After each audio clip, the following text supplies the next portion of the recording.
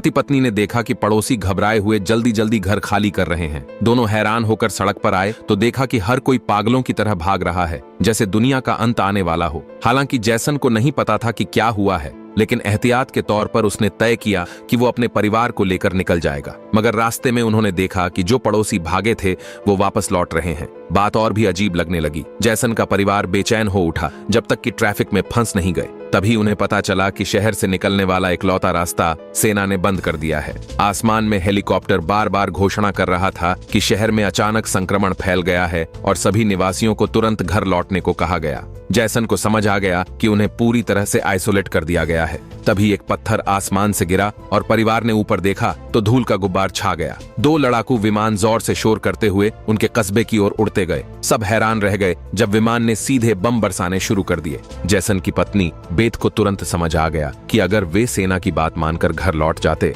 तो अंजाम बहुत भयानक होता। तभी विमान मुड़कर सड़क पर चल रहे लोगों की ओर आने लगे। सबको अब समझ आया कि सेना सबको मारना चाहती है। बेथ ने पहाड़ी पर स्कूल देखा और तुरंत परिवार को लेकर चढ़ाई शुरू की। पीछे से विमान दूसरी बार बमबारी शुरू कर चुके थे। अच्छा हुआ कि वे तेज थे और धमाके की लहर से बच निकले। लड़खड़ाते हुए वे स्कूल पहुंचे और जोर से बंकर का दरवाजा पीटा।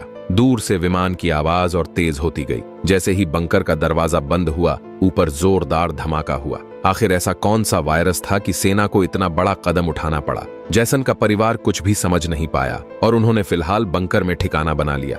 अच्छी बात यह थी कि वहां बड़ी मात्रा में एक्सपायरी खाना रखा हुआ था जो 3 लोगों के लिए काफी समय तक चल सकता था। पत्नी बेथ का चेहरा उतरा हुआ था। दरवाजा बंद करते समय उसके हाथ की हथेली कट गई थी। उसे नहीं पता था कि कहीं वो वायरस से संक्रमित तो नहीं हो गई, मगर अभी ये सोचने का वक्त नहीं था। जैसन ने लोहे की जंजीर से बंकर का दरवाजा मजबूती से बंद कर दिया और तय किया कि फिलहाल यहीं कुछ दिन छिपकर रहेंगे। लेकिन जमीन के नीचे रहने का जीवन आसान नहीं था। हर दिन वही एक जैसे टिन के खाने और पीने के लिए कीचड़ भरे भूमिगत कुएं का पानी। खाली समय में वे ताश खेलते, छुपन छुपाई खेलते। दुनिया से पूरी तरह कटे हुए इस जीवन ने जैसन के परिवार को मानो किसी दुनिया के अंत का एहसास दिलाया। सबसे पहले बेटी ने यह जीवन बर्दाश्त नहीं किया। उसने पूछा, पापा हम यहाँ कब तक रहेंगे? जैसन के पास कोई जवाब नहीं था। उसने बस यही कहा, जब बाहर वायरस चला जाएगा और जीवन फिर से पनपेगा तभी हम फिर से बाहर जाएंगे। उन्हें नहीं पता था कि ये इंतजार 300 दिनों तक खींच जाएगा। बेटी बार बार मां के बनाए परावर्तक शीशे से वेंटिलेशन डक्ट से बाहर झांकती, लेकिन हर बार वही बमबारी से जली हुई राख जैसी दुनिया दिखती। कहीं भी जिंदगी के कोई निशान नहीं। ये सब देखकर उस छोटी बच्ची को लगने लगा कि शायद वे ही इस दुनिया के आखिरी जीवित लोग हैं। मां ने उसे दिलासा दिया, शायद तुम्हारे दोस्त भी हमारी तरह कहीं छिपे हुए हों। तभी बच्ची ने एक टिन का डिब्बा खोला जो अंदर से खाली था। उसकी पीछे की तरफ एक छोटा सा छेद था। शायद कोई चीज उसमें से खाना चुरा गई थी। बेथ ने सारी बची हुई टिनों की जांच की। पूरे 12 डिब्बे खाली थे। ये तो उनके 2 हफ्तों का राशन था। दुख होना लाजमी था। बेथ ने वेंटिलेशन डक्ट की तरफ देखा और अंदाजा लगाया कि शायद कोई चूहा अंदर आकर खाना ले गया। बेटी के उदास चेहरे को देख जैसन ने तुरंत दिलासा दिया, छोटी छोटी बातों से परेशान मत हो। अगर खाना खत्म हो भी गया तो मैं ऊपर जाकर कुछ सामान ले आऊंगा। उस रात जब बच्ची मां के साथ ब्लॉक्स खेल रही थी तभी पीछे से हल्की सी आवाज आई। देखा तो एक चूहा फिर से टिन फूड चुराने घुस आया था। जैसन गुस्से में भरे हुए चाकू निकालकर उसे टुकड़े टुकड़े करने ही वाले थे, लेकिन वह छोटा सा जीव असाधारण तेज निकला। वो लगभग छेद से बाहर निकल ही गया था कि बेथ ने अचानक झपट्टा मारा और चूहे को झपटा कर दिया। लेकिन परिवार अभी खुशी भी नहीं मना पाया था कि एक तीखी मिर्च जैसी गंध चारों तरफ फैल गई। असल में चूहा भागते समय तेल का लैंप गिरा गया था जो अब जलने लगा। जैसन उसे बंद करने दौड़ा, लेकिन जलते हुए लोहे से हाथ जल गया और वो चिल्ला उठा। तापमान बढ़ता गया और अंत में लैंप का ढक्कन फट गया, जिससे उसमें भरा केरोसिन फैल गया और आग भड़क उठी। बेथ ने पर्दा फाड़कर आग बुझाने की कोशिश की। जैसन ने पत्थर की नल से आधी बाल्टी पानी निकालकर आग पर डाला। पति पत्नी की कोशिशों से आग पर काबू पा लिया गया। जब वे बिस्तर के नीचे छिपी बेटी को ढूंढने पहुंचे तो देखा वो एक आईने से सामने देख रही थी। दरअसल धुआं वेंटिलेशन डक्ट से बाहर निकल रहा था, जिससे उनका ठिकाना उजागर हो सकता था। अब सब लोग सांस रोक कर बैठे थे। जैसन ने सबसे पहले बोलकर कहा कि शायद रात का अंधेरा धुएं को छुपा लेगा। तीनों डर के साये में पूरी रात जागते रहे। सौभाग्य से कुछ भी अप्रत्याशित नहीं हुआ, लेकिन जैसन ने परावर्तक शीशे से देखा कि उस पर मोटी परत जली हुई कालिक की जमा हुई थी। यानी धुआं बाहर तो गया, लेकिन वेंटिलेशन डक्ट के चारों ओर कालिक जम गई होगी ताकि वे पकड़े न जाएं। पति पत्नी ने बाहर जाकर सफाई करने का निश्चय किया। उन्होंने दरवाजे की जंजीर खोली बाहर की आवाजों को ध्यान से सुना और जब यकीन हुआ कि बाहर शांत है, तब दोनों ने मिलकर बंकर का दरवाजा खोला। अब बेटी अकेली अंदर रह गई थी, लेकिन बहुत देर तक इंतजार करने के बाद भी उसके माता पिता वापस नहीं आए। इसलिए उसने स्टूल पर चढ़कर परावर्तक दूरबीन से बाहर की स्थिति देखनी शुरू की। जल्दी ही उसने देखा कि उसके माता पिता बंकर के दरवाजे को छिपाने की कोशिश कर रहे थे, लेकिन तभी दूर जंगल में एक काली परछाई तेजी से सरकती हुई नजर आई। बच्ची ने जोर से चिल्लाकर पापा को पीछे देखने को कहा, लेकिन दूरी बहुत ज्यादा थी, माता पिता सुन ही नहीं पाए। घबराहट में बच्ची अपने डर को भूल गई और सीढ़ी पर चढ़कर बंकर से बाहर निकल गई।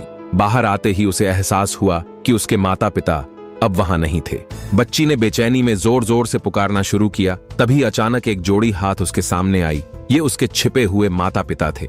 बच्ची कुछ बोल भी नहीं पाई थी कि अचानक एक झुंड जंगली हिरणों का वहां से भागता हुआ गुजरा।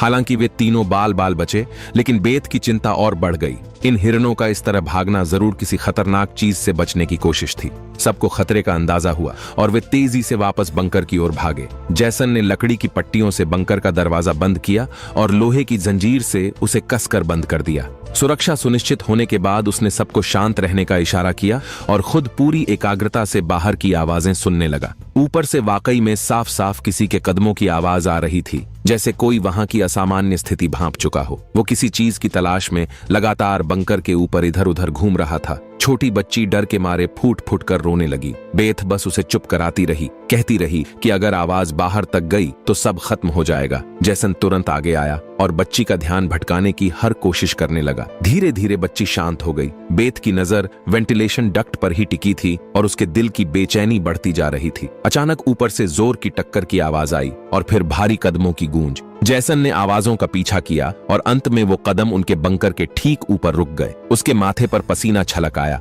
जिसे वे डर रहे थे वो आखिरकार आ ही गया। कोई बंकर के लोहे के ढक्कन को जोर से धकेल रहा था और जंजीरों से बंद होने के बावजूद खतरा साफ महसूस हो रहा था। लेकिन ऊपर मौजूद वो प्राणी जैसे पक्का कर चुका था कि अंदर कोई है। लगातार कई जोरदार झटकों से बंकर के दरवाजे की लोहे की चेन को थामे खंभे टूटने लगे। दरवाजा अब ज्यादा देर टिक नहीं पाएगा। बेथ ने हिम्मत दिखाई, सीढ़ी पर चढ़ी और अपने शरीर का वजन इस्तेमाल करते हुए चेन को खींचकर दरवाजा बंद रखने की कोशिश करने लगी। लेकिन फिर भी लोहे का ढक्कन धीरे धीरे खुलने लगा। तभी एक जोड़ी हरी चमकती आंखें अंदर झांकने लगीं। छोटी बच्ची डर के मारे चीख पड़ी। ठीक उसी वक्त जैसन ने एक लोहे की पाइप को जबरदस्ती तोड़ा और उसे दरवाजे के किनारे में पूरी ताकत से घुसेड़ दिया। ऊपर से आ रहा दबाव अचानक गायब हो गया। पति पत्नी ने मिलकर फिर से बंकर को बंद कर दिया। भले ही बाहर की कदमों की आवाजें अब दूर जा चुकी थीं, लेकिन जैसन का शरीर अब भी बुरी तरह कांप रहा था। वो कभी सोच भी नहीं सकता था कि बाहर की दुनिया में न सिर्फ बेरहम सैनिक थे, बल्कि खतरनाक राक्षस भी घूम रहे थे। परिवार सीढ़ियों के पास बैठा हुआ पूरी तरह निराश था,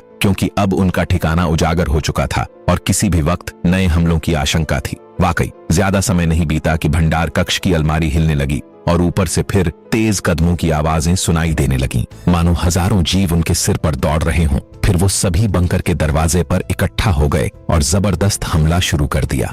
इस बार की ताकत पहले से कहीं ज्यादा थी। मजबूत लोहे का दरवाजा टूट गया और अंधेरे बंकर के मुहाने पर अनगिनत आंखें चमकने लगीं। जैसन का परिवार डर के मारे पीछे हटता चला गया, लेकिन वे इन राक्षसों के कदम नहीं रोक पा रहे थे। जैसन ने अपनी तेल की लैंप फेंक दी और भंडार की अलमारी को दरवाजे पर अड़ा दिया, पर यह सब ज्यादा देर नहीं रोक सकता था। तभी बच्ची को जमीन की ओर खुलने वाला एक वेंटिलेशन डक्ट दिखाई दिया। जैसन ने ताकत से उसे तोड़ा और पूरी शक्ति लगाकर अपनी पत्नी और बेटी को बाहर की ओर धकेल दिया। लेकिन जब खुद बाहर निकलने की कोशिश की तो तंग जगह के कारण वो अटक गया। राक्षस बंकर में घुसने ही वाले थे। इस पर जैसन ने अपनी ही बांह मरोड़कर तोड़ दी। बेथ बिना समय गंवाए पूरी ताकत से जैसन को बाहर खींचने लगी। जैसन जैसे ही बाहर निकलने ही वाला था, एक विशाल पैर आखिरकार आग की दीवार को पार करता हुआ आगे बढ़ा और जैसन को जकड़ लिया। अब भाग निकलने की कोई उम्मीद नहीं थी। जैसन ने पत्नी से कहा कि वो बेटी का ख्याल रखे और अगली ही पल वो राक्षस द्वारा बंकर में खींच लिया गया। बेथ और बेटी निराशा में सुरंग की ओर दौड़ी।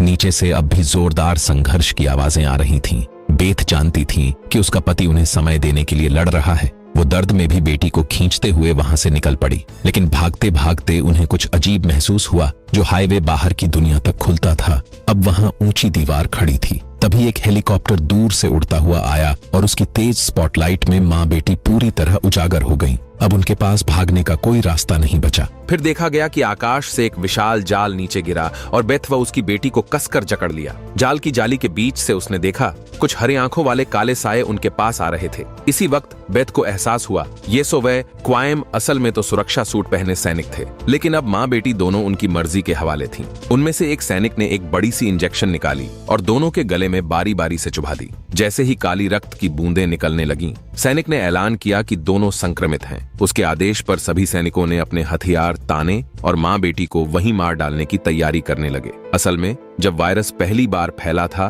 तभी इस छोटे से कस्बे के कई निवासी इसकी चपेट में आ चुके थे। ये वायरस हवा से फैलता था और इसका संक्रमण बेहद तेजी से होता था। संक्रमित लोग खुद भी नहीं जानते थे कि वो बीमार हैं। सेना के पास वायरस को रोकने का एकमात्र तरीका था बेरहमी से संक्रमितों को खत्म कर देना। जब बेथ ने देखा कि ये सैनिक उसकी छोटी बेटी को भी नहीं छोड़ने वाले तो वो पूरी तरह गुस्से में आ गई। उसके चेहरे पर काले निशान उभरने लगे, लेकिन इससे पहले कि वो कुछ कर पाती, एक सैनिक की गर्दन से खून का फव्वारा फूट पड़ा। वो कोई और नहीं बल्कि मौत से लौटकर आया जैसन था। इस समय उसने धीरे से अपनी आंखें लाल कर लीं। शरीर की ताकत भी सामान्य से कई गुना ज्यादा हो गई। स्पष्ट था कि जेसन संक्रमण के बाद वाले रूप में बदल चुका था, लेकिन वह गर्म हथियारों की गोलियों को नहीं रोक पाया और जमीन पर गिर गया हाँफते हुए। अच्छा ये हुआ कि इस झड़प के दौरान बास और उसकी बेटी जाल से निकलकर भागने में सफल हो गईं। सैनिक इधर उधर बिखरकर उन्हें ढूंढने लगे, लेकिन उन्हें यह अंदाजा नहीं था कि अब बास भी एक राक्षसी रूप में बदल चुकी थी। उसने कुछ सैनिकों को तुरंत मार गिराया, पर फिर खुद भी गोली लगने से कार की छत पर गिर पड़ी। अंधेरे में छुपी उसकी बेटी ने यह सब देख लिया। अपने माता पिता की हालत देखकर वह भी गुस्से में आकर रूपांतरित हो गई। एक छलांग में उसने एक सैनिक को गिरा दिया और उसे मारने ही वाली थी कि बास ने समय रहते उसे रोक दिया। वह नहीं चाहती थी कि उसकी बेटी भी एक दरिंदा बन जाए। उसने उसकी भावनाओं को शांत किया। धीरे धीरे लड़की की नसों की हरियाली गायब हो गई और वह फिर से इंसान में बदल गई। लेकिन सैनिक की किस्मत इतनी अच्छी नहीं थी। उसकी सुरक्षा ढाल टूट चुकी थी और वह धीरे धीरे वायरस से संक्रमित हो गया। अफसोस कि जेसन की हालत बहुत गंभीर थी। उसने बेटी के चेहरे को देख अपने चिरपरिचित अंदाज में विदाई दी और हमेशा के लिए आंखें बंद कर लीं। उसी वक्त एक और हेलीकॉप्टर आ गया। बास अपनी बेटी को लेकर भागी। कबाड़ के ढेर में छुपते हुए उन्हें एक गुप्त भूमिगत सुरंग दिखी। तभी एक रोशनी उन पर पड़ी। देखने पर पता चला कि सामने पड़ोस का वह छोटा लड़का था। वे उसके पीछे चल पड़े और एक मोड़ पर उन्हें एक भूमिगत तहखाने का दरवाजा मिला। वहां बहुत सारे परिचित लोग छुपे हुए थे। असल में बहुत से बचे हुए लोग वहीं पर थे। जिंदा रहने के लिए वे अंधेरे में चूहे जैसे जीवन जीने को मजबूर थे। मुख्य किरदार का परिवार हर दिन उन राक्षसों से भाग रहा था, लेकिन सच में वे खुद सामान्य लोगों की नजर में राक्षस बन चुके थे। अगर उनकी बातचीत पर ध्यान दिया जाए तो लगता है उन्हें पहले से पता था कि वे संक्रमित हैं, और यह भी कि गुस्से में वे रूपांतरित हो जाते हैं। इसी वजह से वे बार बार अपनी बेटी से कहते थे कि गुस्सा मत करना। तो दोस्तों, आज की कहानी यहीं खत्म होती है। अगर पसंद आई हो तो जुड़े रहे, अगली बार फिर मिलेंगे।